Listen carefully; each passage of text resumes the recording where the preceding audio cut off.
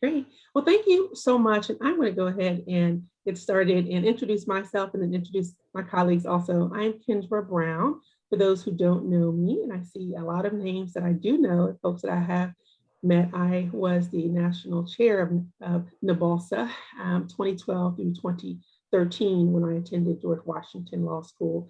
But I was also the Northeast Regional Chair prior to that when I attended Vermont Law School. And so it has just been such an honor to serve on the advisory board, but also to be a mentor and a resource to so many students. And so it's wonderful to be with you. I am now Vice President of Public Policy at MasterCard. And I have some amazing, amazing colleagues who are here. I'm based in a Washington, D.C. office, but we have folks who are here who are in various areas. There are two who are in New York, but then one who is in the Midwest. So I am going to allow my colleagues to introduce themselves as we talk about the impact that we are having at MasterCard and in our professional roles and the legacy that you two are a part of by being a part of NABALSA. So with that, I will yield first to my colleague, Vanessa, and then Brian, and then Tanya to introduce themselves. So is this just name or do you want us to go into background? So name and what you do here at MasterCard. Okay. Because you know I could go on and on, Kendra, so I have to like get limitations and boundaries to start. No, so hi. We want them to hear about you. Yeah. Okay. Hi, everyone. My name is Vanessa Watson. I am Assistant General Counsel for Consumer Solutions at MasterCard. I lead a global team of people and we're doing some very cool things. If you could think about all the innovation that happens to solve real problems that consumers are dealing with, whether it's paying by installments, paying with digital currency, acceptance, tokenizing your transactions to make it safer. All that innovation happens within the team. So I'm very excited to be leading and a part of the team that solves for those problems. And I've been at MasterCard for 10 years. I've held multiple roles before this one, but I'm very excited to be here with you and to be able to share a little bit more of my journey as to how I got to where I am. Hello, everyone. I'm Brian Edge. I did my undergraduate work at Prairie View A&M in North Carolina Central, Eagle Pride. Went to law school at Indiana University Bloomington, where I had the privilege to serve as the Midwestern Regional NABALSA Chair. So shout out to the Midwest. I've been at MasterCard for about 5 years now. I lead a multifunctional operations team within our business services organization. I was excited to see when I looked at the agenda, I think that you have a session that focuses on legal operations as a career path. And so that really much aligns with the journey that I've been on after I left private practice. And I spent a lot of my time just figuring out how to make things a little easier for my co-panelists here who are, doing the hard work of providing legal advice to businesses all over the world on behalf of MasterCard. Happy to be here. And hello, everyone. My name is Tanya Sutherland, and I am a last-minute addition to the panel. Natasha Papahunda could not be here, but I am actually on her team. We work on a lot of the same issues. So I am Vice President and Senior Managing Counsel for Strategic Growth. And so what that is a large part of our doing well by doing good products and services and partnerships. So my clients within MasterCard include the MasterCard Center for Inclusive Growth, the MasterCard Impact Fund, the State Corporate Sustainability Team, talent philanthropy, data philanthropy, and a lot of our kind of special projects that arise related to social impact, including engagements with the NGO community, with governments on social impact issues, with some intersections with other business units, of course, and even international institutions such as United Nations agencies, the multilateral banks. And I've been at MasterCard for about 5 years, and I'm happy to be here. Delight to be with you all. Thank you for having me. Awesome. Thank you so much all for sharing. I think I missed sharing. Also, I've been at MasterCard for 2 years. I started on March the 2nd of 2020. I was in the office for 2 weeks and then the world shut down. So it was a very interesting transition from off the hill. I was chief of staff for Congressman G.K. Butterfield while I was there, policy director for the Congressional Black Caucus, and started working on the Hill. Even prior to being a part of NWOLSA, I worked for Congresswoman Maxine Waters as her assistant and then as her counsel post-law school. So very, very grateful for the opportunity to be back with you all. And for those who do know, I'm a Hampton alum. My undergrad and my grad was at Howard before law school. So grateful to be with you. I saw the NCCU Eagle alum for Brian. Yes. And so who's the real HU, Kendra? you know what? Don't start, Brian. Listen, how that has to be Simone. So no, I love the work. And actually, Howard is one of our enterprise institutions here at MasterCard. So we're so grateful to be a part of so many HBCUs doing tremendous work. And so Tanya said something that really, I want to pull on a little bit about our theme at MasterCard of doing well but doing good. And I would love for you all to share, what does this mean to you? I think there's likely not a day that goes by that we don't hear that here, and it really is ingrained in the work that we do. So if you could share, how you in your role do well by doing good, and what that means, to a student who is coming through the law school journey and about to enter into the field. So maybe Tanya, if you want to start, then we go to Vanessa, then to Brian. Sure. So I came very deliberately to MasterCard to work on social impact. And in fact, I was unaware that MasterCard was doing as extensive social impact work as it is doing. And it's only grown and continued to evolve during my tenure here. But I actually have a master's in public affairs and a law degree. I did a dual degree program. My master's is from Princeton. My law degree is from New York University.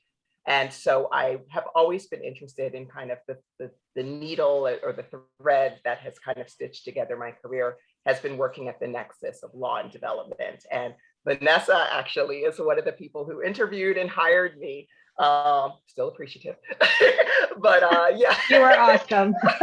But I came here, I was like, oh my God, MasterCard is doing all these wonderful things. Oh my God, MasterCard is not just credit cards. Wait, MasterCard's a tech company. So there was a bunch of realizations that I had around MasterCard in the space. And now here, 5 years in, I mentioned some of my internal clients that I provide legal support to. But what does that translate into on a day-to-day basis? So I structure a lot of the philanthropic activity that MasterCard engages in. If we're doing financial philanthropy, it could be on the company side, it could be through our corporate foundation, the MasterCard Impact Fund. We do talent philanthropy, where our employees actually are incentivized and rewarded for participation in the community. And with the nonprofit sector, we have 5 business days that we allot for employees to use for volunteerism. We do employee matching grants for giving and for volunteerism. So I help to structure some of the arrangements that are associated with those. Talent philanthropy, our Girls for Tech program. I do some of the licensing and partnerships that are associated with that. Data science for social impact. I get involved there where we're doing pro bono data analytics. So we do a lot of philanthropy. It's not just for the financial. We really attempt to leverage resources from across the company. I also help our teams that are developing technology solutions that are not just payments. So that's where we get back to, we're broader than just kind of known for payments or credit cards. We actually have technology solutions in public health, in education, micro-commerce, agriculture, even disaster relief and refugee kind of displacement. So I help structure those deals as well. Human rights statement, our anti-modern slavery, anti-people trafficking statements, anything that's kind of associated with our imprint and our activity in the social impact space, whether it's transactional or strategic. I provide counsel to our business clients there. So hard to follow Tanya, No. but what she does all of it. But what I'm going to say is before Ajay even coined the culture of doing well by doing good, my grandmother laid the foundation for me very early on. Growing up as a child in Jamaica, I thought I had like a million different relatives, and I do, but it was because my household was always full. And it wasn't full of people that were related to us by blood, but related to us in the sense that they had a need. So my grandmother was just known for just taking in people in the house who, were homeless or hungry or just needed help, were in between stages of their lives. And so we always had that kind of household. And so I would say that it is a part of my DNA and a part of my nurture, that I was raised to always give back, to always do good, to always help, to always pull someone up alongside me. And so I look for places where I can actually do that. And so MasterCard's culture is one such where I can continue the legacy that my grandmother raised me in terms of giving back and doing well. So as part of the business team, like consumer products, we look to do sustainable initiatives like Priceless Planet, the growing of trees, and helping consumers to sort of understand their carbon footprint, right, with respect to their spending. But in addition to that, there's so many opportunities for volunteerism within MasterCard.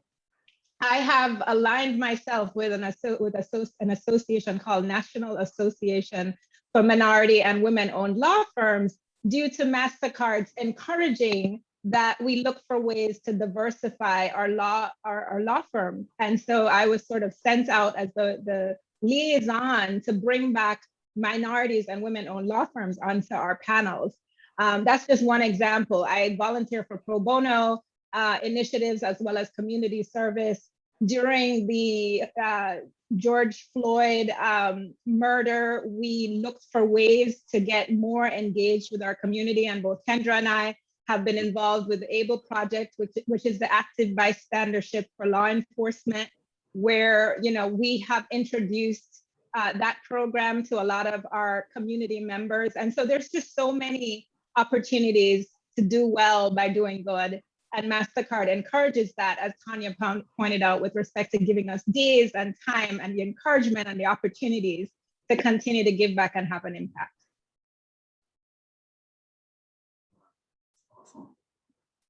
When you add on to that, so yeah, I think it's interesting. When I was at IU, our Boston chapter, we participated in an Adopt a School program. I feel like it might have been a national program, but I think what's been great for me, because I really like that opportunity to sort of plant the seed of a legal career in the minds of young people, and so I continue to try to do that in my role here at MasterCard. We participate in a program called Street Law.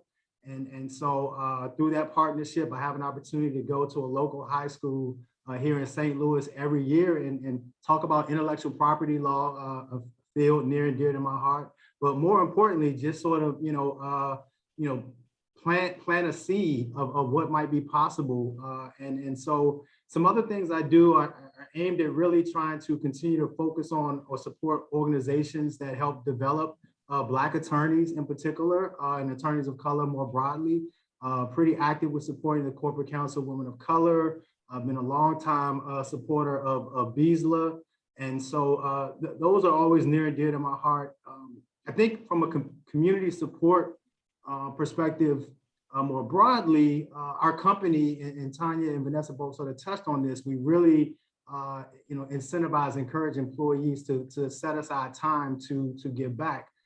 So we have junior achievement, food bank, just a couple of things, boys and girls clubs, but just really take advantage of working for a company that actually puts real meaning behind this idea by saying, here's 5 days that we expect you to use. Take time off and devote to helping the communities in which we operate. I've never been at a company that sort of formalized it in that way. I agree, and with everyone's statements, and I think I don't know if Tanya mentioned this, but even with our MasterCard Cares program, where when we log hours with nonprofits, after a certain point in the hours, MasterCard will give a grant, right? Monetary grant to that organization. So I say that to say that MasterCard really does value having employees who are in the community and who are active, and who are really looking to build the community and be a part. So I think that's something that was wonderful to me, being a new employee. Still feel like I am new after 2 years. There's so much I'm still learning that the company does, right, each and every day. So I appreciate how much they value doing well by doing good and being a part of the community. So I want to pivot a little bit to kind of the words of wisdom, right? What you wish you would have known as a law student that you know now, right? So what are some words of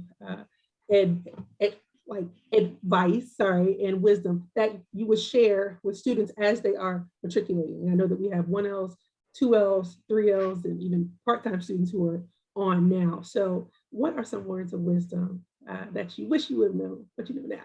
So maybe starting with Vanessa, then going to Brian, and then Tanya. Sure. So I would say, don't limit yourself. Even if you have a background in a particular area, like you'll find people who are in engineering or medical tend to get drawn to intellectual property or patent law, don't limit yourself. Freely explore different areas of the law. The second thing I would say is to connect with your colleagues and make friends, because the circle, even though it's large, it's still quite small. And even amongst Black attorneys, it's even smaller. And so make friends, connect with your colleagues, because these are the people that you're going to be around who will perhaps provide opportunities for you to explore other career options, for you to be able to work on matters that are substantive or fun together. So just get to know your colleagues and make friends. Law school is stressful enough, but try and enjoy the experience, particularly in your second and third year. That would be my advice or words of wisdom. Awesome. Thanks for shouting out the patent lawyers. If you're so inclined, we need more Black patent attorneys in the profession. So, come on through. So, I would say your students take advantage of being in a learning environment, right? Lots of knowledge is gained from making mistakes and being wrong, and there's no better place to get comfortable with making a mistake or being wrong than when you're a student. And so, I would say raise your hand, speak up, without fear or reservation of being wrong, because maybe you will be, but guess what? You'll survive, right? And you'll come back the next day with the opportunity to put forth, your view. Take a position and be okay with having people poke holes in it.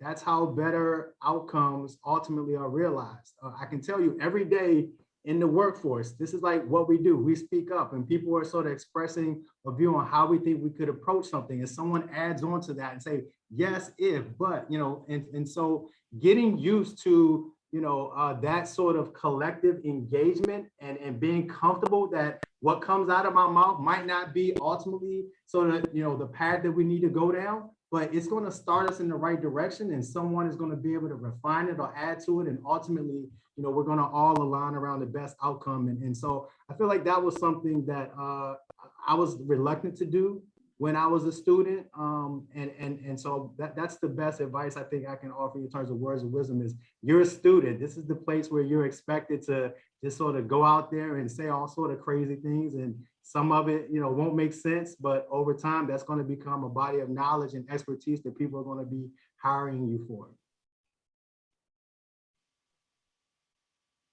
Yeah, I mean, I would say a couple of things. I absolutely agree with Vanessa and Brian that it's important to be bold, to network, to take chances, to enjoy the experience of learning. I do think overall, we lawyers have a certain methodology that we use to approach problem solving that stays with you no matter what the issue is. And I think it really does come back to Iraq.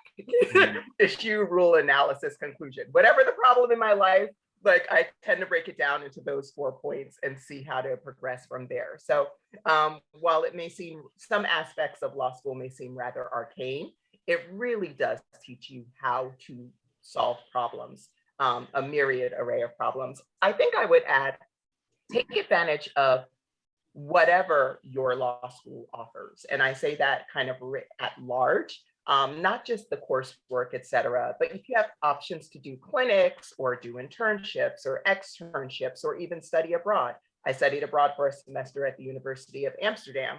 We did a study abroad session to Cuba while I was there. I did some international criminal, anything that was out there, I was jumping for it, because it gets really hard to kind of have that much opportunity at your fingertips once you're out there working. So I think underscoring what Brian said, like, take advantage of being in a setting that will expose you to a variety of different things. Don't necessarily think that what you've settled on is definitively where you'll be. I mean, we are all working in areas of law that probably didn't even exist when we were in law school. I never thought about privacy at all until I got to MasterCard, like at all. We all see the very long terms and conditions for everything we sign up for. We don't read it, but I think keep an eye on the emerging trends and new areas of law as well, and where there will be continued growth, whether it's ESG and corporate sustainability or privacy. There's an array of new types of matters being lawyered. That is really exciting, I think. Absolutely, and I agree with all of the statements that you've all stated. One example that I will give is I was very interested in national security, and always have been. And when I was kind of backing into that area, there were not a lot of people of color who were there, and that didn't dissuade me. I still knew 10 years ago that I wanted to have a very high level of expertise in national security and foreign affairs also. And who knew that, a lot of the work that I do now is related to national security on a daily basis.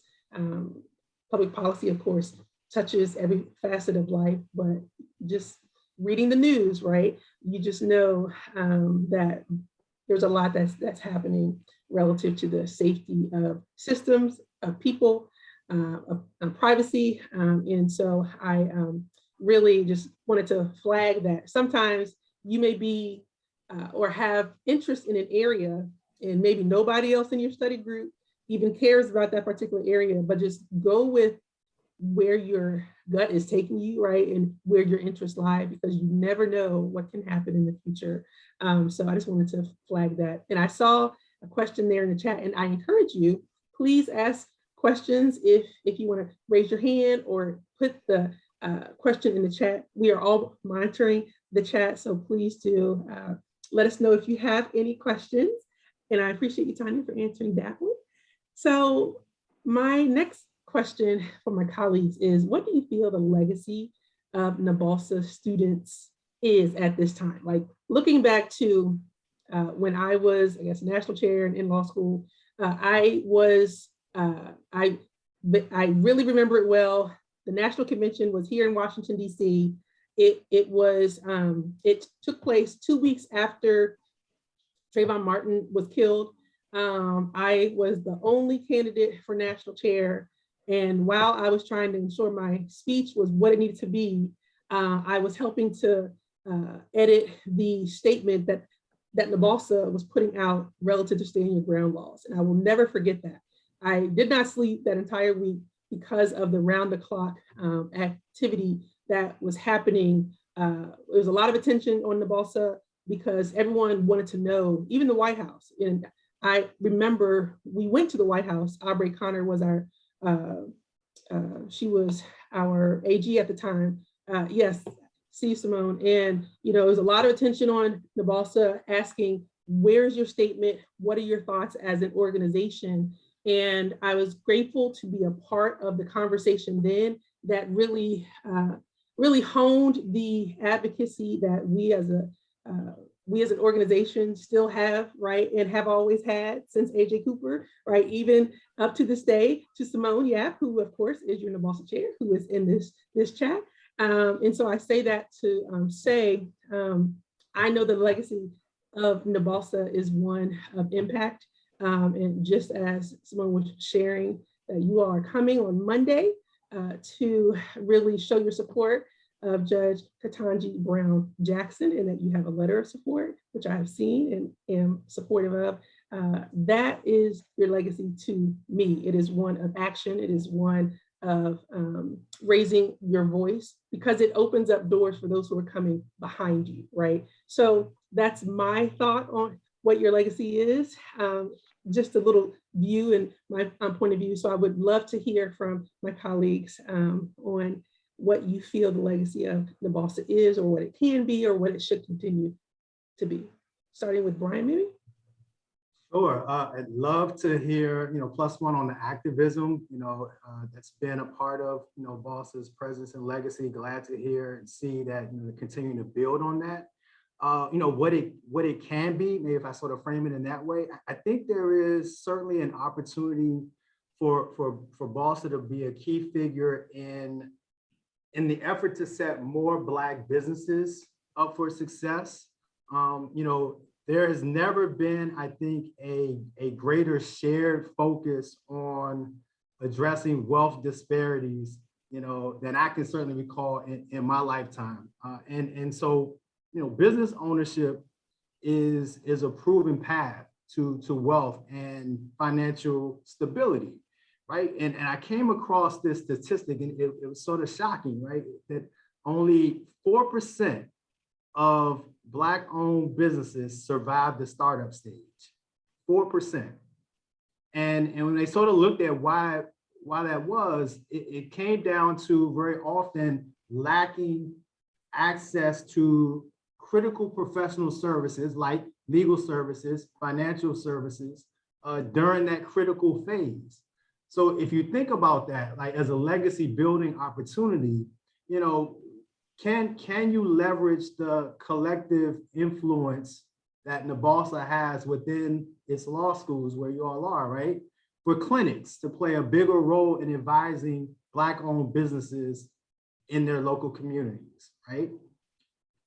What if NABALSA sort of spearheaded a partnership with the National Bar Association, with law firms to develop service models, aimed at addressing this area of opportunity? What's in it for you? You're building on your legacy, but as students, right, you're creating an opportunity to develop substantive legal experience, right? You are extending your networks, your relationships with individuals and organizations, but you're also helping to set Black businesses in our communities up for success, which ultimately is going to improve us all. And talk about having a legacy. I mean, I would love to see how we could sort of build on that and take it forward. That's such a great point, Brian. I see folks are taking note. Absolutely. Vanessa? Vanessa may be frozen. I'm Tanya. Let's go. Oh, it looks like Vanessa may be frozen. Yeah, I think Vanessa might be Yeah, frozen. I was frozen. Did you call? You're back now. Yeah, I'm back. Can you hear me? Did you We call can me hear next? you. Yes, yes. Okay. So anyone who knows me know that I like a good acronym. So I'm going to give you an acronym that sort of, in my mind, aligns with what I think. Oh no. We lost you for a second, Vanessa. A lot of different things. Vanessa, we lost you right when you said the word acronym. Can you hear me now? Yes. Yes. So I was saying, I like a good acronym. And the reason why I came up with this acronym, and it's called PRESS, is because we're in very difficult and trying times, a war going on, pandemic, lots of unrest socially. And I think we. Oh no. No. Right when she was getting to For the, promote agendas. Oh gosh, it's terrible. Can you hear me now? we can hear you now, but you went out We heard right when you were getting promote to your, agendas. Okay, yes. so P, let me go quickly. P, promote agendas that further diversity, inclusion, and equity in the legal profession. So I mentioned earlier my active involvement with NAMWOLF. If this is not an organization that you're familiar with, please look it up and familiarize yourself with the organization. And there are plenty other organizations that are doing the work. So become familiar with them and try to align yourself around some of these agendas. Second, reward yourself for progress by recharging. There's a lot of focus on the mental health and well-being of lawyers. It's a very stressful profession. So take that time, whatever it is that you use to reward yourself for progress by recharging, do it. Whether it's yoga, whether it's dancing, whether it's flying, whatever the thing is, find it. E, engage with organizations that support your own personal world vision. When you're passionate about something, you are able to drive it further because you have that added bonus of being passionate. S, support your Black and Brown colleagues. Don't develop the sort of mindset that I had to struggle and I had to work hard, so everybody needs to. No, pave the path and make it easier for the rest of us who are coming up. And finally, study hard to achieve your goals. And by study, I don't just mean in law school. Continue to be a student well beyond your formal education. As we were talking about before, there's so many new areas of law that we didn't even know or that didn't exist when we were in law school. So remain open to studying and upskilling and learning as much as you can as you go through your career. So that's press. Oh, I love that, Vanessa. And that last point, it reminded me, there is this phrase that sort of has guided my life. It's like when the student is ready, the teacher appears. And it aligns perfectly with what you said, right? Because it reiterates that you are always a student and there's always going to be a new teacher that's going to show up over the course of your life to teach you something else. So thank you so much for that. Absolutely. Yeah, and I actually have nothing to add. I think Vanessa summed it up quite nicely. Absolutely. Vanessa, can you even drop the acronym in the chat? Yeah, I can. Let me do that. Awesome. Thank you. Excellent, excellent, excellent points. And I appreciate you all sharing that.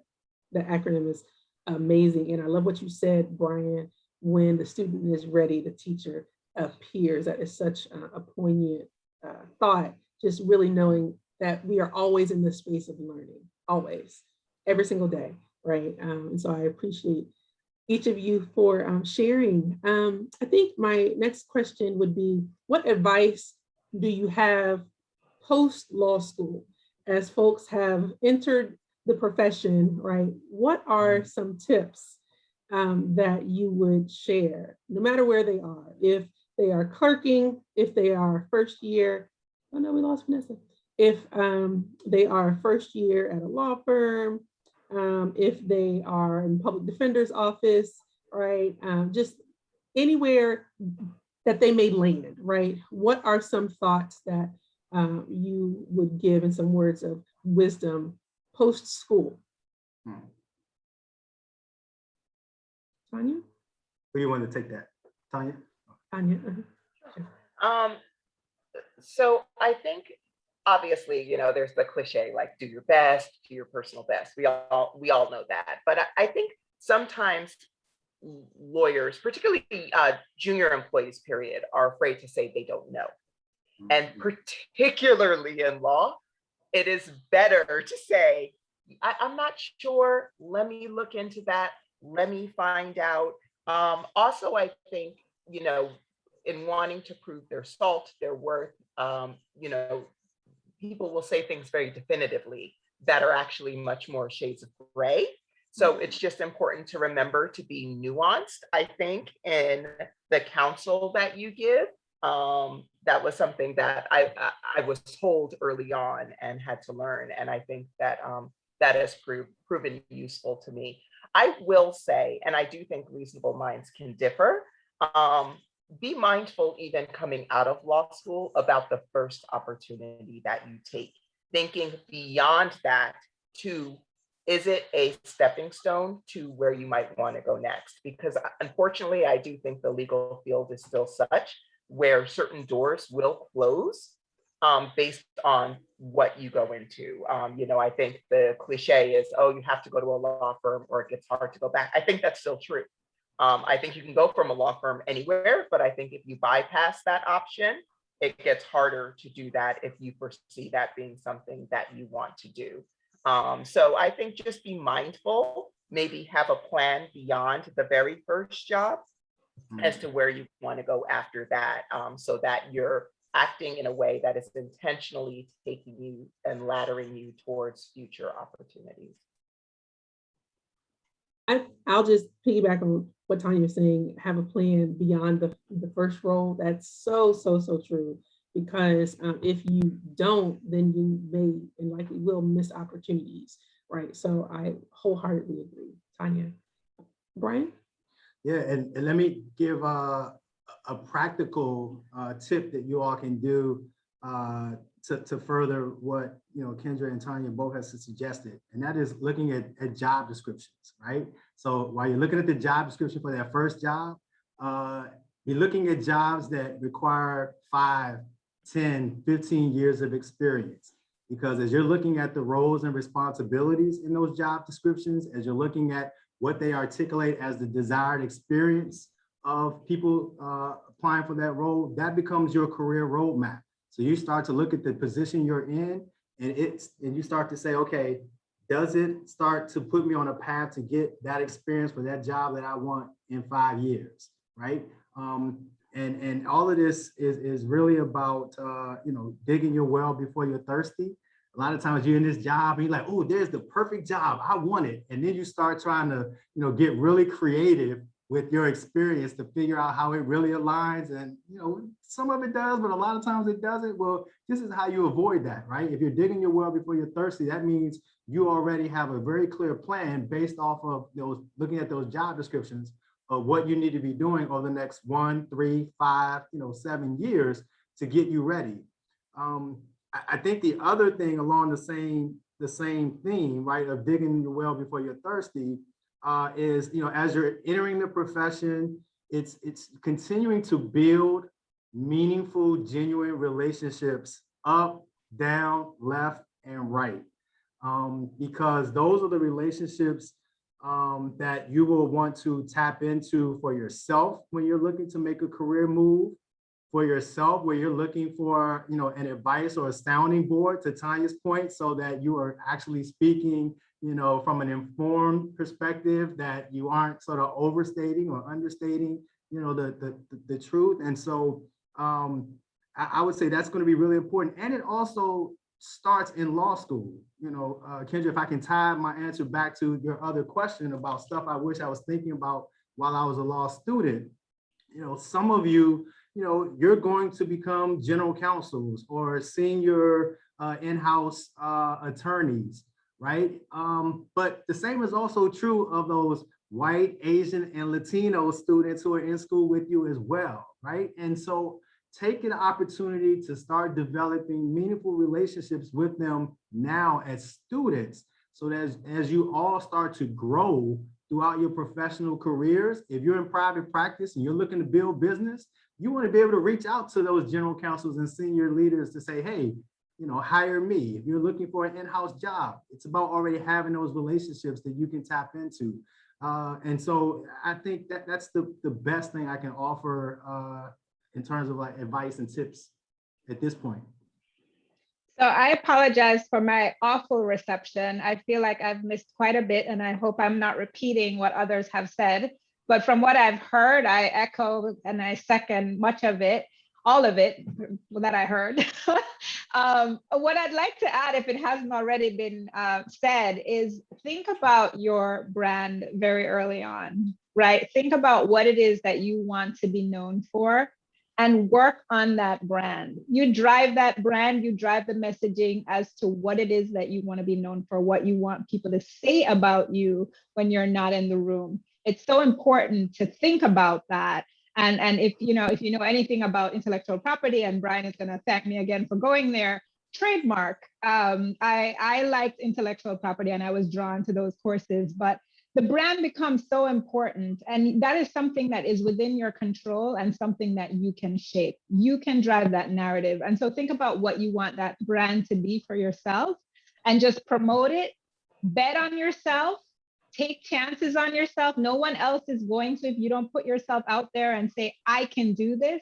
Don't wait until you're checking all of the boxes before you raise your hand for something, because none of your peers are doing that. So just bet on yourself and take chances on yourself. You're probably a lot more prepared than you think, and you should just always know that.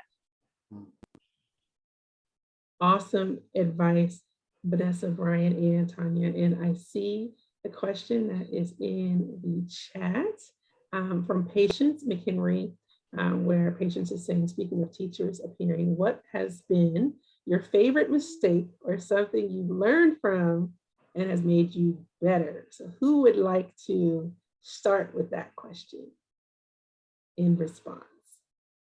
Brian. I'll start since I threw out the teacher reference. Something that I learned, I think, has made me better.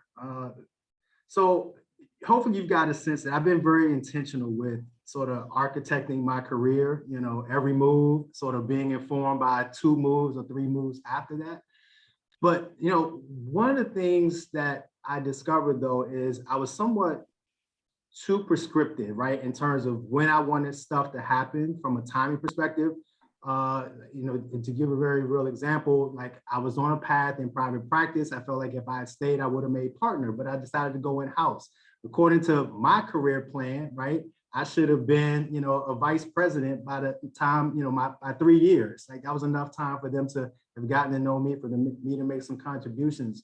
But it didn't happen. It didn't happen in 3 years. It didn't happen in 6 years. It didn't happen in 9 years. And that became really frustrating for me, right? But here's what was happening over the course of those 10 years of my first in-house position when I was never promoted to vice president. I always received really generous raises year after year, recognizing the value of my contribution. I was afforded opportunities to take on bigger roles and responsibilities, right, just within the sphere of the role that I was in. So I always felt valued and appreciated and recognized, monetarily and having growth and development opportunities. But those things never translated into me getting the title vice president. And so I left a company that I love to chase a title. And once I got it, I was doing a job that I was less than happy to be in, working for some folks I was less than enthusiastic to be working for. And so that caused me to really learn a lesson about, the value, being very careful and thoughtful about what I value and what I don't, recognizing, that it's not necessarily about the timing of when things happen, right? Everything that's for you, I believe, right, will happen in God's time, in my belief. And so that was probably, I think, the biggest thing I learned, and it has sort of helped me when I think about the position I'm in today at MasterCard. There's a vice president doing the best job I've absolutely ever had in my career, and it has brought together everything I ever did before it. And so the timing of all of that was perfect in hindsight, but I couldn't appreciate it when I was going through it. That's awesome, Brian. And I think lots of words of wisdom backed into what you just said. And students, I hope that you really take heed to that and think about it later, right? When you are having to make a hard decision. And thank you, Patience, for your comment. But when you have to, kind of decide, okay, is this what I really want? Like, what is it that is really going to make me feel fulfilled, but also happy? And how does that align with what my goals are, right? Because not everything is going to be aligned either on the path to fulfillment or the path to what your goals are. And so you have to really reconcile that often. Tanya, did you want to add to that too? Yeah, it's a beautiful question. Thank you for asking the question. And I was kind of chuckling because I made so many mistakes. I continue to make so many mistakes. So I was trying to think through which one to say. I think I've made relationship mistakes in law school. Going into my third year, I decided to travel with one of my friends to East Africa and like started the third year a week late, but had a special fellowship. There was like 7 fellows at all of NYU, and the faculty advisor was super pissed and, really let me know that I had kind of violated trust. And the lesson there was he showed up. So while he appreciated my adventure travel and my sense of, wanderlust, I should have shown up.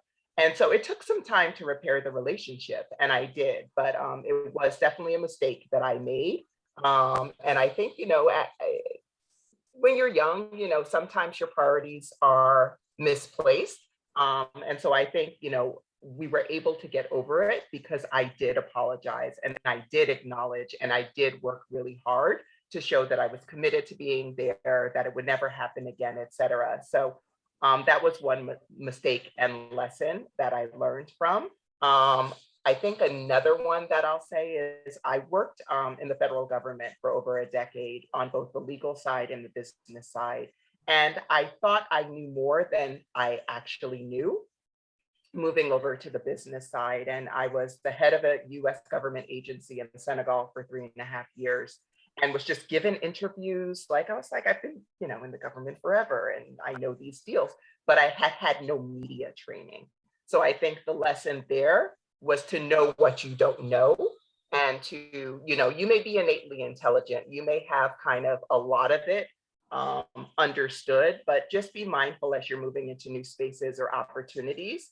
Maybe listen more and talk less. So anyway, there was one interview that went really bad that actually Congress got involved. And they sent media team out from DC to clean up the mess that I made, where I was not showing that I was sensitive enough to the US taxpayer and our US constituents. So I'll leave it there for those 2 lessons. But I do think when you do, have a mistake, take it as a learning opportunity. Hopefully you can bounce back from it. Maybe it'll be embarrassing, et cetera. But as I've alluded to, these 2 were pretty embarrassing and pretty humiliating, but they are among my favorite mistakes because I absolutely did learn from them. And thank you so much. Yeah. I don't know if anybody can hear me, but I'll just add one. And I'm going to give the lesson before the mistake. The lesson is know your audience.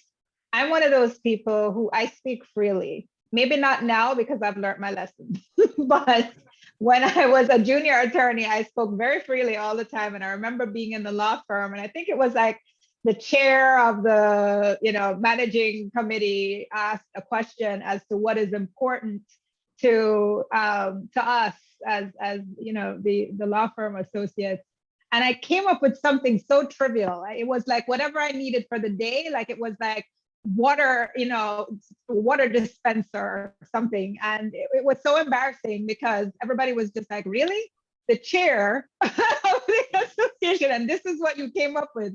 And I don't feel like I ever lived that down because my colleagues were like looking at me like that was not the right audience to say that. And ever since then, I learned my lesson that not everything that you feel at the moment needs to come out. And you need to know your audience and know who you're talking to when you're asking for certain things. Even if they say, tell us anything, they really don't mean anything. So I just want to share that because that was embarrassing for me, but I quickly learned my lesson and I've been a lot more thoughtful about my audience and what I should ask in which setting. That is great, great, great words of wisdom, Vanessa. I think we've all been in that situation where perhaps we think back and say, you know what, I probably should have shared something else. But no, I appreciate you. Patience said, I needed that lesson. I love it, love it. So one thing I wanted to share, and I see one of the students from Southern University, MasterCard in the fall went to New Orleans, and we had a roundtable discussion there with Southern University law school students. And so I see, yay, I see the hand clap, yep. So I see Ebony, and I know that we have Stacy Dukes, who is here also. And so I wanted to give an example and start the dialogue of what is an example of when you have gone out on a limb and kind of gone against the grain, but it worked out. And I give this as an example because it happened a few times since I've been here, where, you know, the instincts kind of kick in, and it happened in New Orleans. For Ebony and Stacy, I don't know if you all know, but we modified the agenda. Well, Kendra modified the agenda right before we had a HBCU student roundtable discussion in New Orleans. So we are pulling up to the building. The students are already there. We had students who were inside at Xavier University. So we had like the SGA president of Xavier. We had the Southern University law students. And right when we pulled up, I reached over to my colleague. Natasha was in the car, so was Salah. And I said, you know what? This agenda is not what it's supposed to be. And I'm the one who said that we should have this agenda. And I said, you know what? We are not going to go into a room with HBCU students and have this set, you know, regimented agenda. This is a conversation. And I had to, when I went into the room, I told my vice chair, Michael Froman, who was there, and Linda Kirkpatrick, who, you know, she has a pretty awesome title. She's president of North America. One of the students who introduced her said, she is small in stature, but large and in charge in spirit. And so what we did, and as soon as I walked in, I looked at, Stacy was there and she knows. So I looked at Michael and Linda and I said, I'm changing the agenda. I really apologize, but I feel in my spirit, this is what we should do. This is going to be a networking session. So we're matching MasterCard folks with the students. Everybody's going to introduce their group to the room in a creative way.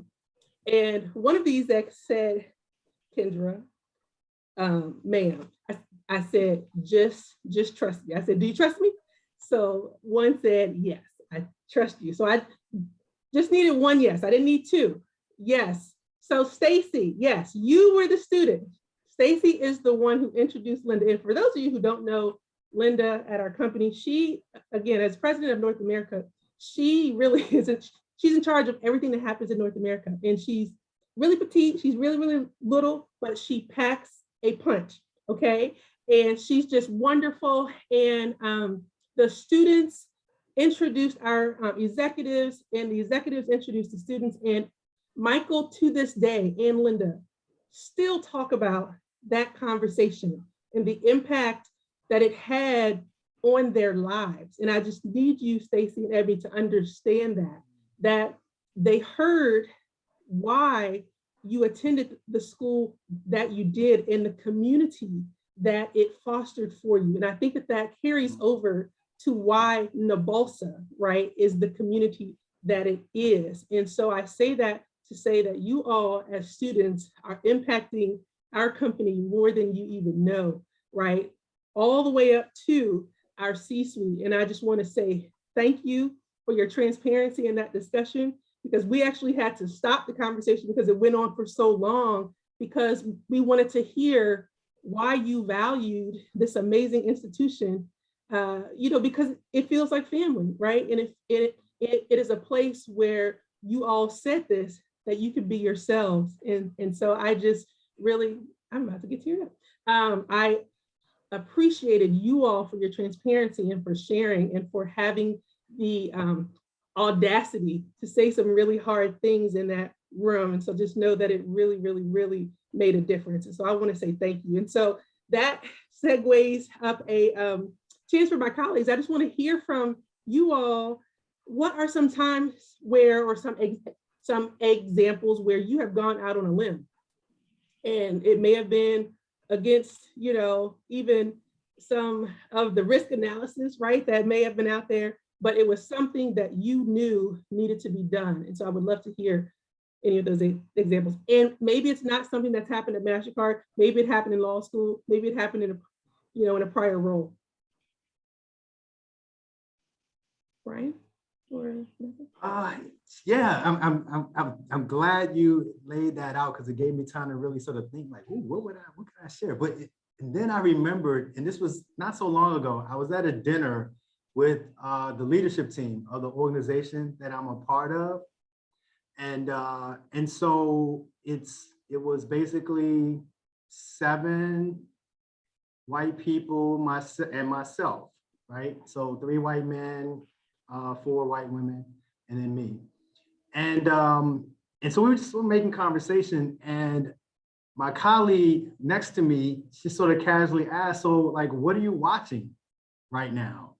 Just an innocent question. And what I happened to be watching was Dear White People. I literally just finished binge watching the last season. And in that instant, I had a conversation with myself, negotiating with myself of, do I say what I'm watching, Dear White People, and what is her reaction going to be to me saying that that's what I'm watching? You know, we talk about this idea of, having uncomfortable conversations, or how we sometimes will diminish ourselves for the sake of other people's, comfort. And so in that moment, I literally had this, negotiation with myself, and I'm like, that's what I'm watching. She asked the question, that's what I'm going to, tell her. And so I said, Dear White People. And then we proceeded to have a conversation about the show. And it was amazing, right? An opportunity for she and I to connect on a very personal level about what it's like, to be a Black person navigating white spaces, right? And some of the, all of the sort of issues and challenges and questions that come with that. And so I love that question, Kendra, because it was a moment where I felt like I was going to go out on a limb, a small limb, was just me and one person, not an entire, room of people and senior executives. But, what a beautiful outcome, because she and I, connected and talked on a level that we otherwise might not have. I have an example. Go ahead. Well, I just want to say quickly, Brian, it may have just been she and you at that moment, but how many people would she then go and educate, right? Because she had a renewed and updated knowledge, right? So I don't want you to think it was just one person. There's a lot of people behind her too. I received that. Thank you. Sure. Vanessa? No, I was saying I have an example, but it's not like, it's more business related. So hopefully you'll get the message. So while we were going through the pandemic, I was in a different role as the lead franchise counsel, and there needed to be a decision made with respect to how we were going to handle chargebacks in this new space where, a lot of merchants were closing down, people couldn't travel. Like, where were we going to land? And so it rested on me to give advice and counsel on what we as a company should do. And so there was a lot hinging on that decision. Do we side more with the merchants? Do we go more with the consumer? And it took me a while, but I went out there and I said, we need to side with the consumer. We need to keep our brand promise. And there were lots of people who disagreed with me across the company. I held firm to that. I got the support that I needed from outside counsel, and I went out on a limb, literally, with that particular decision. And then all of the regulations and everything started following after. So I had to make it before things started happening. So fortunately, it worked out that, and I still get praised today for taking such a hard decision that I had so many people against me, but it ended up working out. So that's another situation of just trusting yourself in a situation and trusting what you know and what you bring to the table, despite what naysayers or others may bring. Awesome example. Thank you, Vanessa. So we'll conclude with Tanya. Yeah, I would just say we've had a business example, we've had an interpersonal example, and kind of rapport.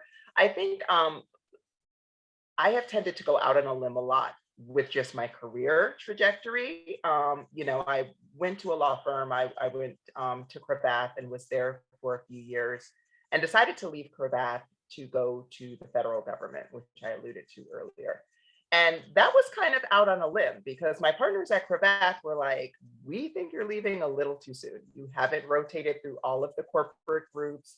There's more training to be had. You can cut your teeth a bit more. My mom's like, why would you cut your salary in half? Like, what is the remuneration?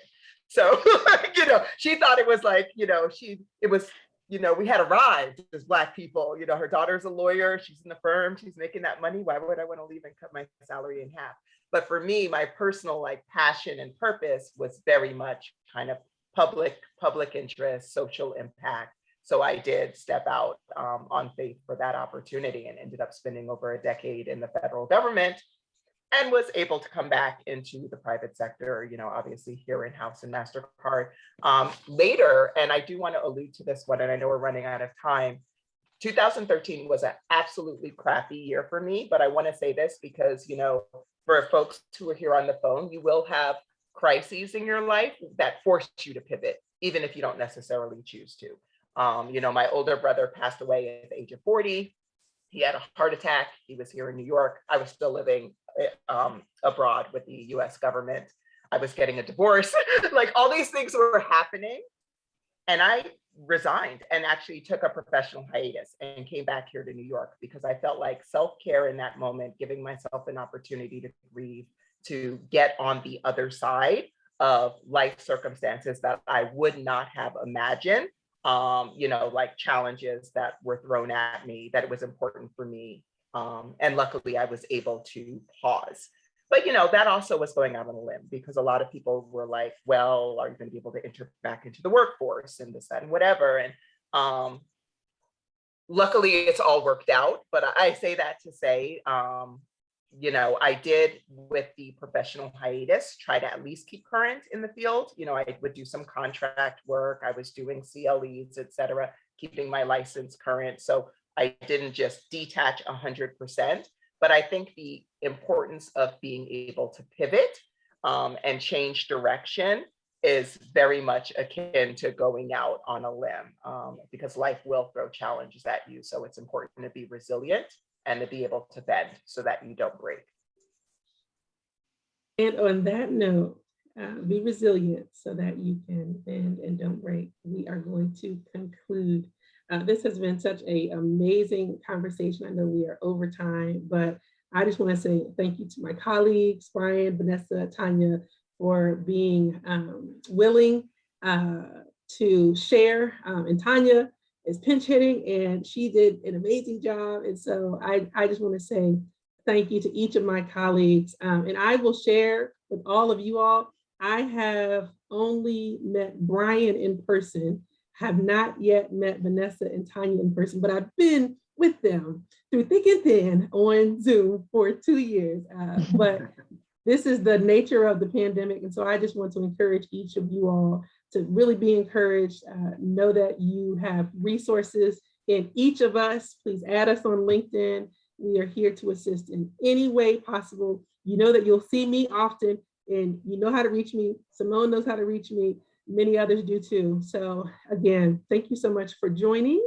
And with that, I think we are finished. And I think I see Simone. Great. All right. Well, thank you all. Please reach out to us on LinkedIn if you have any questions. And thank you so much for joining. Thank you. Bye. Thank you, everyone. Bye. Have a good evening. Bye. Take care. Bye-bye. Everyone.